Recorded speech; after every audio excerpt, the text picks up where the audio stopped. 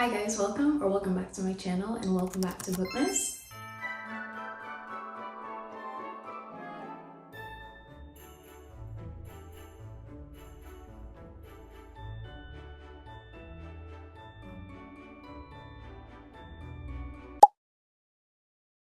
So for today's video, I'm planning to read one book in one sitting, as you can see by the title, and I'm going to a cafe to do this. I feel like if I stay at home and try to do this, I will get so distracted.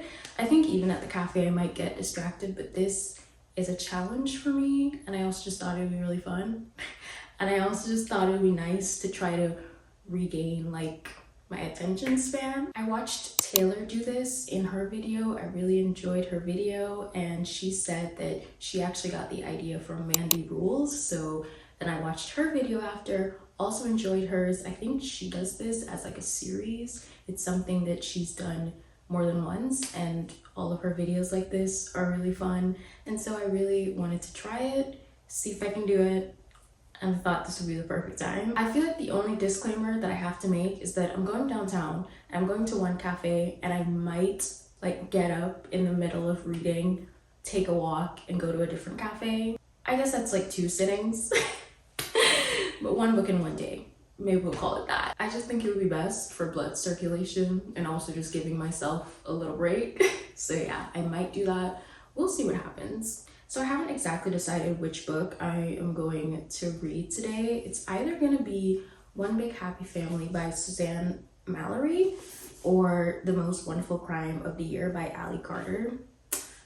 Don't know. They're both Christmas books, and that's just perfect for Bookmas, but I don't know exactly which one I want to choose. These are also both really short, because I gotta ease myself into this. If this is something that I like doing, this is a challenge that I could see myself doing more than once, I'll do it again, but I gotta ease myself into it for the first time. Like, I can't read a 400-page book in one sitting. Maybe I can. Actually, I have done that before in 24-hour reading challenges, but for right now, gotta ease myself back into it. I love when books do this, when it starts in the middle of a conversation, but you're a woman. Does that matter?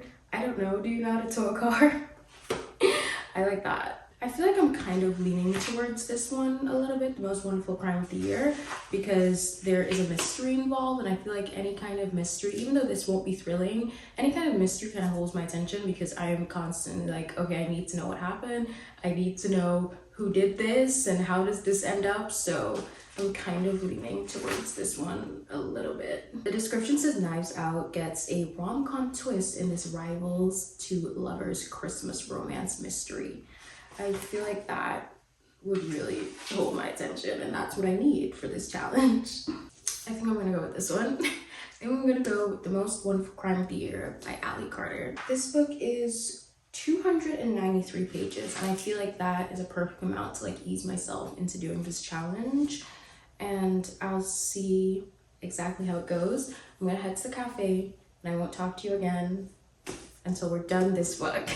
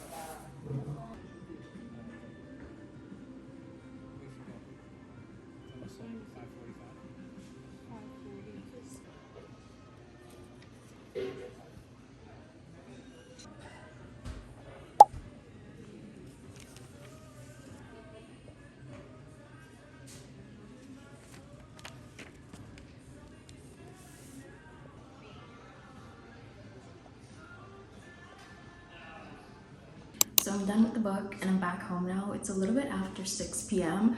and I honestly could have been home probably a long time ago, but I did have distractions that had nothing to do with the book. As I said, I was going to get up and go to a different cafe like halfway through, and I did exactly that. Exactly at the halfway point, I went on a walk to go to the next cafe, and on the walk there, I saw this new bookstore on King Street. It's a woman-owned bookstore called Lady Bird Books, and I just really wanted to check it out. It's so beautiful in there. It reminds me of a bookstore in New York. The way that it's set up, 10 out of 10. I love it, and I would love to go back there when it isn't as crowded. There was just too many people in there. Would love to go back there on a calmer day and really explore. And then I walked past this like random, I don't know, Christmas market. I don't even really know. It was like a Christmas market in progress of being built. Like it wasn't ready yet. They had the little cabin things that said what each of them was gonna be. Like there was a little bakery. There was one that was selling cheeses and stuff, but they weren't open yet. And they had the carousel. A band was playing Christmas music, the big Christmas tree. I don't know if that's like I don't think that's the Christmas tree that's gonna have the official Christmas tree lighting or whatever. I think that one's in Marion Square. Anyway, just a random place that I stumbled upon, and I was just kind of hanging out there for a little bit. So that took me some time. I did read there a little bit, but not a lot. And then as I was walking to the next coffee shop going where I was meant to go, I saw another bookstore, went in. I just wanted to browse some books, like that's all.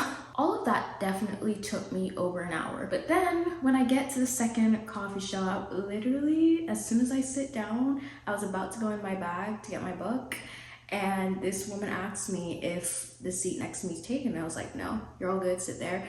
But then she starts talking to me. She was from Australia and we sat there and spoke for like an hour and 30 minutes. She was visiting and she's on this like really long trip. She was really nice. So yeah, we just had a chat because it kind of spiraled into so many things. We spoke about a lot of things, but my dad is also visiting Australia soon, and then we exchanged information so that she can give him some suggestions and stuff because she worked at a travel agency. Anyway, that also took over an hour. So we lost some time there, and that wasn't really like my intention to like time myself, but I probably could have been home by now. This is a really short book and it's so fast paced. I was reading everything like really quickly, so didn't need to be out all day, but it was still a really good day though. I loved the bookstores that I went into. I loved seeing the little Christmas market in progress. I loved talking to her, so that's all that matters. And we finished the book, we completed the challenge. Also at that second coffee shop, when I was there, I had already started reading, but I sneezed, and that started a whole nother conversation because the people next to me, they were like, bless you. And then they go, that sneeze was so petite. And I was like, what? And that started a whole other conversation. So there were definitely distractions, and I would love to do this again without distractions maybe and see how long it takes.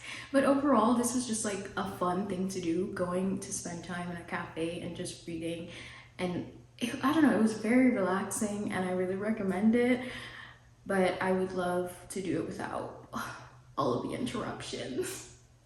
I think it's because a lot of people are in town visiting like over the holidays. Anyway, The Most Wonderful Crime of the Year. Basically, this book is about two authors, which I didn't like.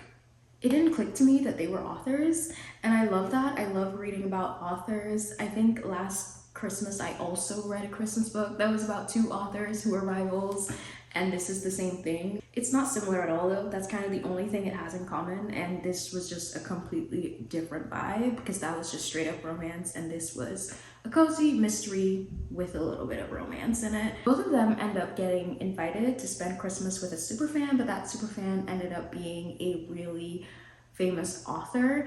And then while they're staying there, the author disappears overnight. Like they go to bed, she's in her room, they wake up the next day and she's gone, and they are trying to solve the mystery of where she is. Is someone trying to kill her? Did someone kidnap her? Like, what's going on? No one knows. And there are other people that were also invited for Christmas, and like everyone's a suspect, and they're saying they can only trust each other. Yeah, it's a whole journey. There's 293 pages, an entire journey it takes you on. I think something that shocked me about this book is the fact that it was quite funny. I didn't expect the main character, the male main character, Ethan, he's really funny, and that was a pleasant surprise for me. I wasn't really expecting that at all. I think I'm constantly looking for Christmas books that aren't too Christmassy, and this is exactly that. Like, they talk about Christmas a lot, and they talk about the Christmases in the past and stuff like that, but I don't even know how to explain it. It just wasn't too cheesy, I guess. There's a little bit of cheesiness to it, and that's great. A little bit of cheese is always good, but not too much. I didn't realize this book was dual point of view until literally halfway through. And when I say literally halfway, I mean actually the halfway point is when Ethan's chapters start popping up. When I got to the midway point and I was gonna go to a next cafe, I just see his point of view show up and I'm like, wait, this is dual POV? I had no idea. I think it was helpful to have his chapters as well. I kind of just wish they started earlier. It felt like the author like originally meant to make it only in her point of view, and then she decided last minute, let me throw some chapters in there. But I liked them. I liked being both of their point of views. I just wish his point of view came earlier. Another thing that really shocked me about this book is that it did have some emotional moments, and there was some emotional depth to it because we learn about her parents and why she doesn't really like Christmas and her experiences with Christmas. We also learn about his parents as well, and both of them just have such bad experiences with Christmas, and that brought some emotional depth to the book. But also we learn about her ex-husband. Her previous marriage was a mess, and that brought out her insecurities, and I did like that we talked about her insecurities in this book, and just she really opened up to him, and it was really nice to see. And I didn't expect all of that in 293 pages while also solving a mystery and talking about Christmas. It was a lot of things packed into this book, and it was just so fast-paced, but not in a way that you felt like they were going too fast emotionally, because it's so focused on so many other things. Like, we have to find Eleanor right now. That's the name of the author who disappeared. It's so focused on that you don't feel like they're going too fast. I really love it. I have no notes other than the fact that I wish Ethan's chapters came sooner. I'm pleasantly surprised by this. I think I just never have too many expectations when it comes to Christmas books, but this one was really good. So I've decided I'm gonna rate this book 4.5 stars. Honestly, I have pretty good experiences with Christmas books. I'm very picky with them. I'm always like, okay, I don't want anything that's too Christmassy, and I don't want it to be too long, and I don't want it to be too cheesy. And I think being so picky with them has made me always find good ones. I think last year I was rating my Christmas reads 4 stars, 4.5 also. And I know a lot of people, they talk about how they don't really rate their Christmas reads above a 3 because they're just not that great. And I always expect to feel that way as well, but no, I'm having a good time. I really love them. So 4.5 stars, and I really recommend this one if you didn't get to it last year, because I know everyone was reading it last year. You should definitely read it this year. Also, the mystery aspect of it, what happened to the author, I personally didn't guess any of that. But I don't read a lot of mysteries. I don't read a lot of thrillers. This is not thrilling, by the way. It's like a cozy mystery. But that just means that I never see anything coming. I'm also just not the type of person that's thinking too much ahead. I'm not thinking of all the possible outcomes, because when you go into a mystery and you do that and you come up with 5 different scenarios in your head, it's bound to be one of them. So I think the most enjoyable experience is to not try to guess what happened. Just vibe, you know? Just vibe with it and you'll have a great time. Also 10 out of 10 for this challenge. One book in one sitting. More like 3 different sittings. The first cafe, reading in the park, and then the second cafe, but still. You get what I mean. One book in one day. I usually get so distracted when I'm reading in cafes in New York. I would just always look around. I don't know.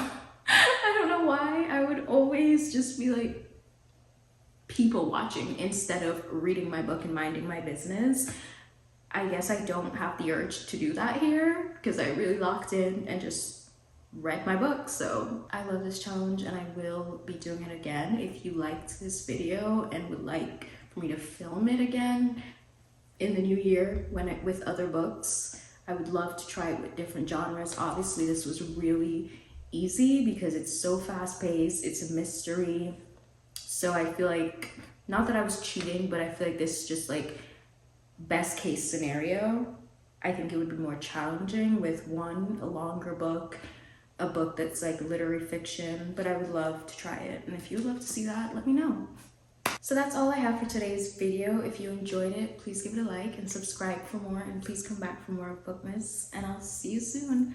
Bye!